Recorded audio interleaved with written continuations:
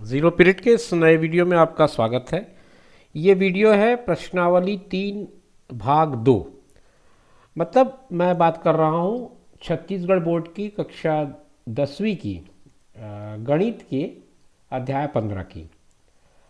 10वीं कक्षा के लिए हमने जो सीरीज़ स्टार्ट की है मेंसुरेशन पर बेस्ड, उसमें एक एक करके अध्याय 15 के सारे प्रश्नावली हम हल करते जा रहे हैं।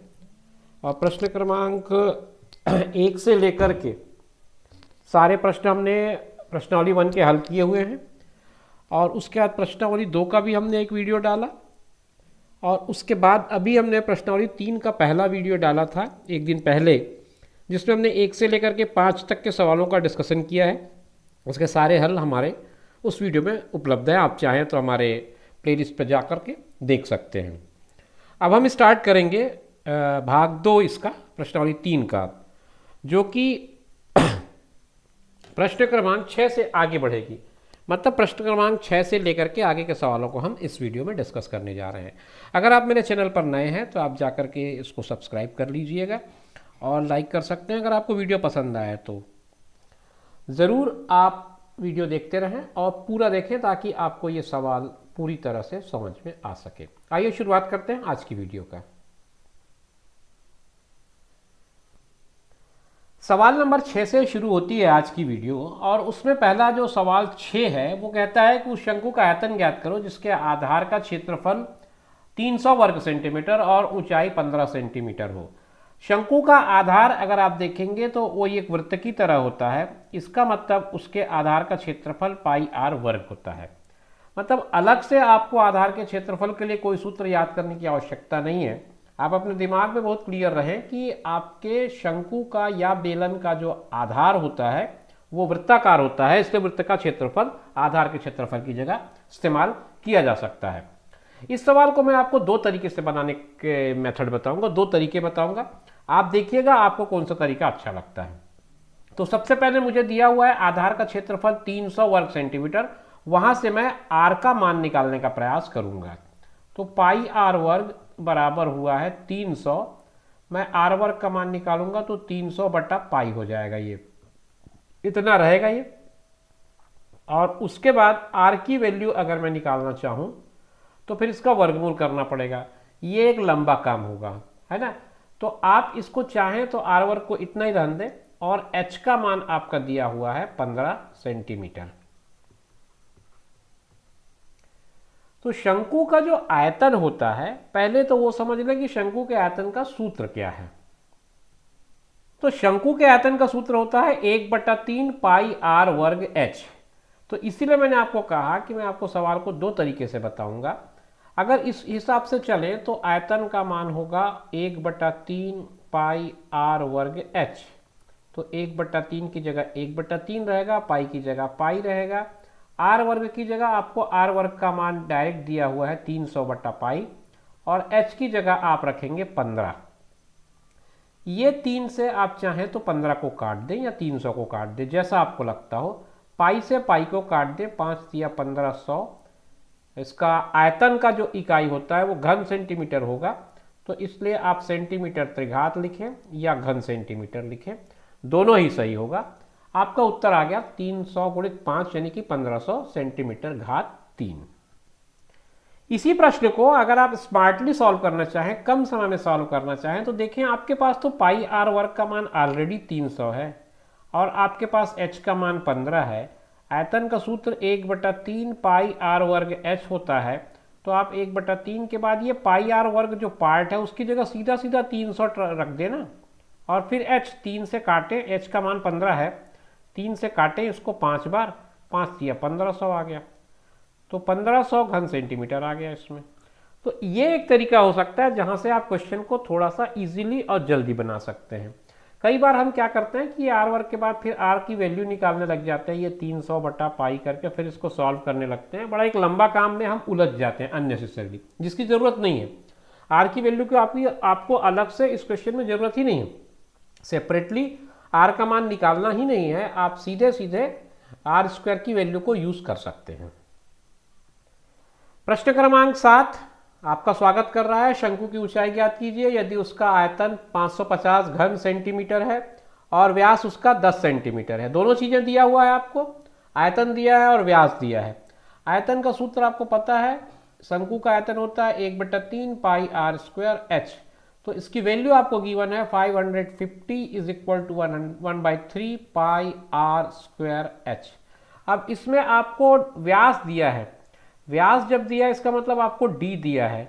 डी से आप आर निकालिए, आधा करिए उसको, व्यास से त्रिज्या निकालने के लिए हम उसको आधा करेंगे ना, तो 10 का आधा हुआ 5 सेंटीमीटर आपके एच का मान आ जाएगा। आप उसको रख दें यहाँ पे, 550 को 550 ही रहने दें, 1/3 को 1/3 रहने दें, पाई को आप 22/7 कर लें।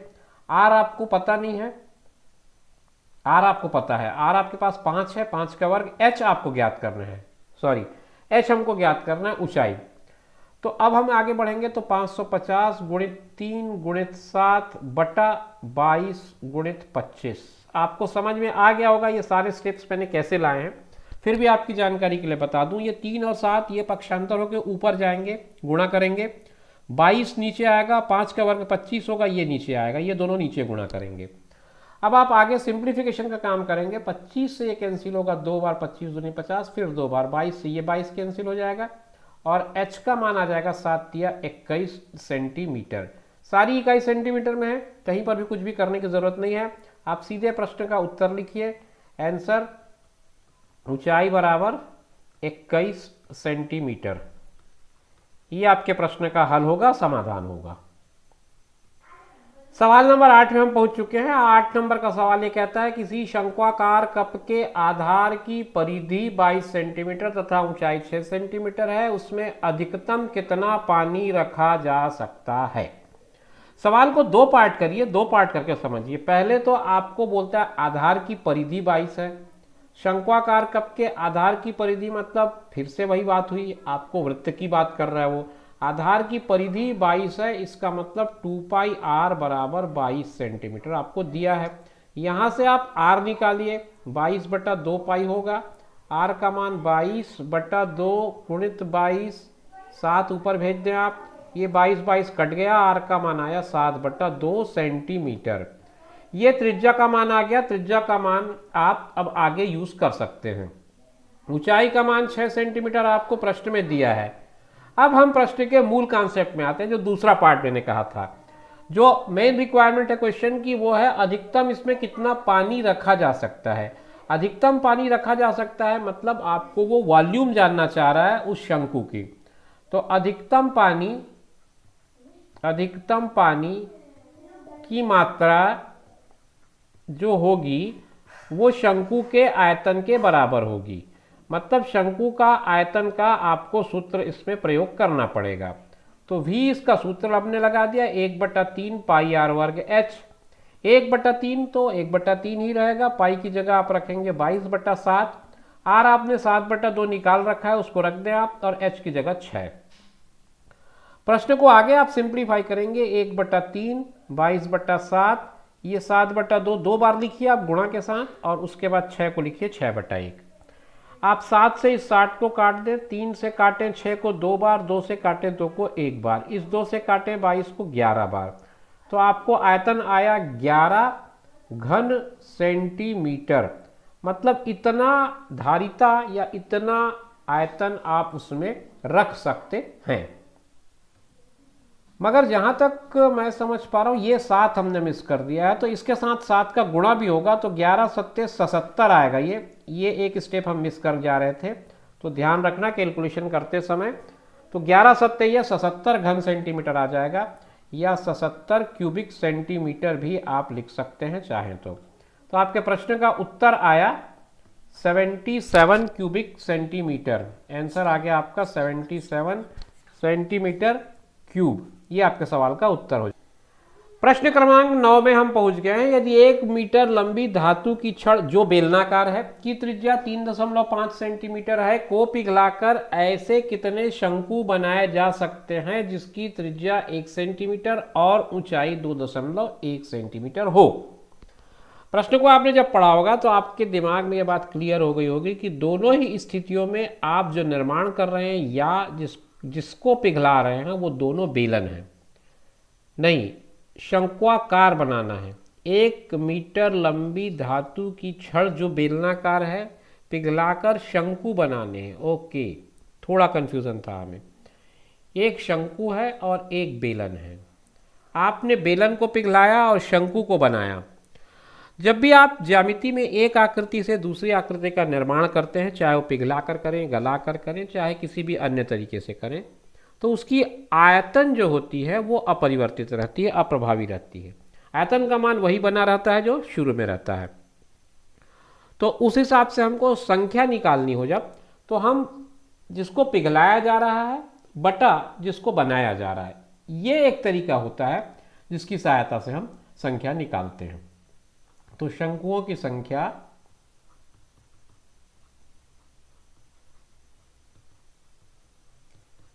बराबर छड़ का आयतन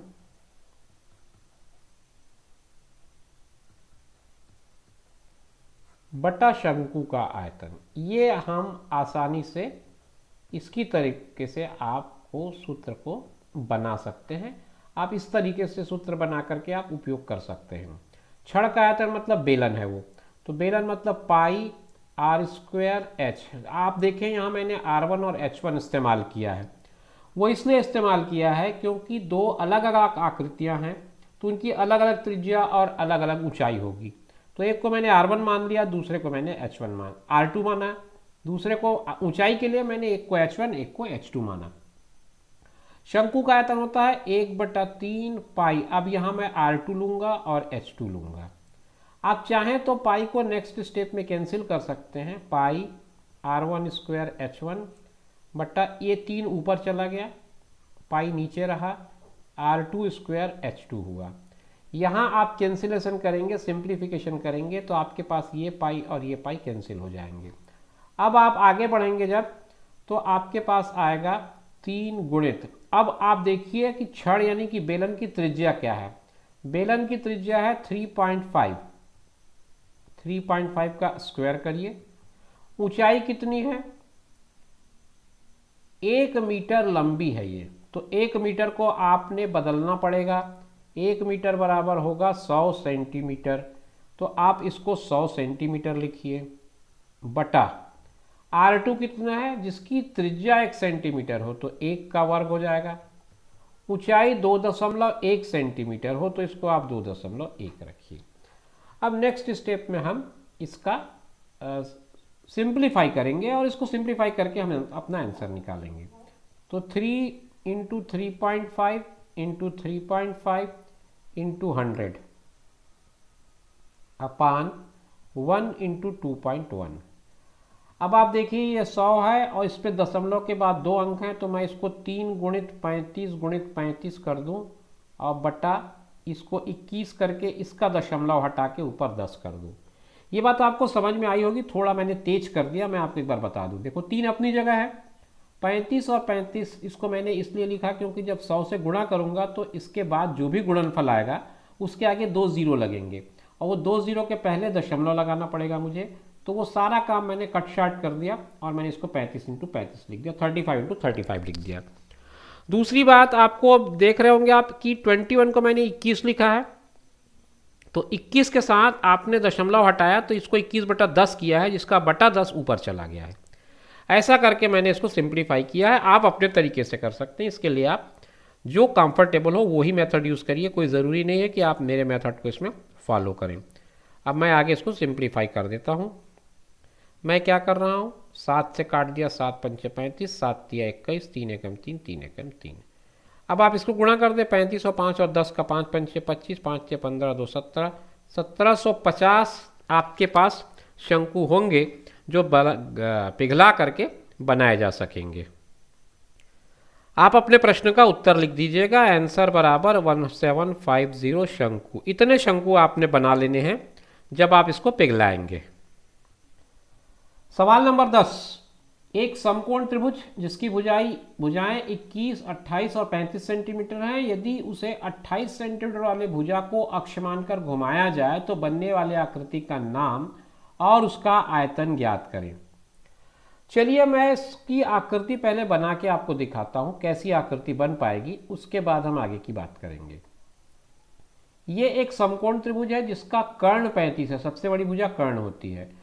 मैंने 28 की भुजा को अक्ष माना और फिर 21 की भुजा ये है और ये आपकी 35 वाली भुजा है। मैंने इसको O कहा, इसको A कहा, इसको B कहा। अब उसका कहना है कि इसी को आपको अक्ष मानना है और इसके अकॉर्डिंग आपको इसको रोल कर देना है। तो आपने रोल किया तो ये कुछ इस तरह से बनेगा आकृति, और इस आकृति को हम कहेंगे शंकु। इनके मान आप अगर रखें तो मान आप रखेंगे ये 35 होगा, ये आपका 28 होगा और ये आपका 21 होगा। बनने वाली आकृति का नाम लिख लेंगे, बनने वाली आकृति का नाम शंकु होगा, यानी बनने वाली आकृति शंकु है, जिसकी त्रिज्या यानी कि R 21 सेंटीमीटर होगी, ऊंचाई यानी कि H 28 सेंटीमीटर होगी और तिर्यक ऊंचाई यानी कि L 35 सेंटीमीटर होगी। ये सारी चीज़ें आपने देख रखी हैं। अब सारी चीज़ें आपके पास हैं। अब आपको इसका आयतन निकालना है, शंकु का आयतन निकालना है। शंकु का आयतन आप चाहें तो पाइथागोरस से ये वेरीफाई भी कर लें कि ये वैल्यूज आ रही हैं कि नहीं आ रही हैं। 1/3 पाई r वर्ग h होगा, 1/3 अपनी जगह रहेगा, पाई की जगह 22/7 रखूंगा, r की जगह 21 है तो 21 का वर्ग और h की जगह आपके पास है 28। आप अगले स्टेप में लिखेंगे 1/3 गुणित 22/7 गुणित 21 गुणित 21 गुणित 28। सिंप्लीफिकेशन का काम चालू करिए आप। 7 से कटेगा 4 बार, 3 से कटेगा 7 बार। आगे आप गुणा भाग करिए, अपना काम पूरा करिए। ये आया 22, फिर 21, फिर 7 और फिर 4। ये सारा कुछ गुणा करेंगे और जो आएगा वो आपका फाइनल आंसर होगा। पूरा गुणा करने पर ये आ रहा है 12,936 सेंटीमीटर त्रिघात यानी घात 3। ये आपके बनने वाली आकृति यानी शंकु का आयतन होगा और यही आपके सवाल का लास्ट आंसर होगा। आप चाहें तो लास्ट में लिख सकते हैं आंसर इज इक्वल टू 12,936 घन सेंटीमीटर। यह आपका उत्तर हो जाएगा। प्रश्न क्रमांक 11 है। बहुत आसान सा सवाल है, देखते ही बनने वाले सवालों की श्रेणी में आता है ये, लेकिन फिर भी आपको जो करना है वो काम आप समझ लें क्या क्या करना है। एक शंकु व बेलन के आधार की त्रिज्या तथा ऊंचाई एक समान है तो उनके आयतनों का अनुपात ज्ञात करिए। एक तरफ मैंने रखा है शंकु को और एक तरफ मैंने रखा है सिलेंडर को, बेलन को, यानी ये शंकु है और ये समझिए बेलन है। आधार की त्रिज्या और ऊंचाई समान है। इसकी आधार की त्रिज्या r है तो इसकी भी r है, इसकी ऊंचाई h है तो इसकी भी ऊंचाई h है। ये त्रिज्या कह दो, इसको ऊंचाई कह लो आप। अब वो कहता है इनके आयतनों का अनुपात निकालो। तो इसका आयतन मैंने मान लो V1 लिखा, इसका आयतन V2 लिखा, ये अलग अलग हो सकते हैं आयतन। तो V1 का जो मान आएगा ये क्या है, शंकु है तो 1/3 पाई r वर्ग h होगा। बेलन की बात करूंगा तो ये होगा पाई r वर्ग h। अब r और h दोनों समान हैं इसलिए अलग अलग आप नहीं कर सकते इनको।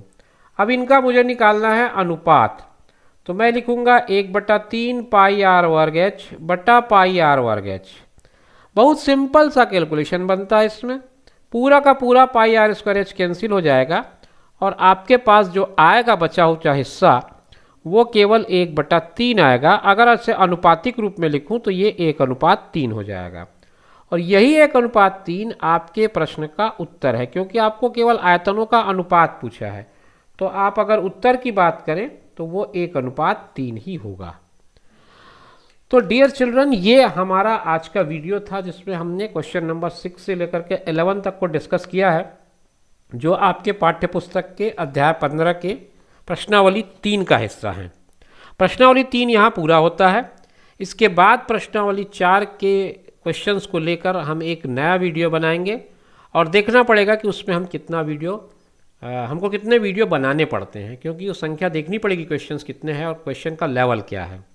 तो मिलेंगे नेक्स्ट वीडियो में, तब तक के लिए आप अपना ख्याल रखिएगा।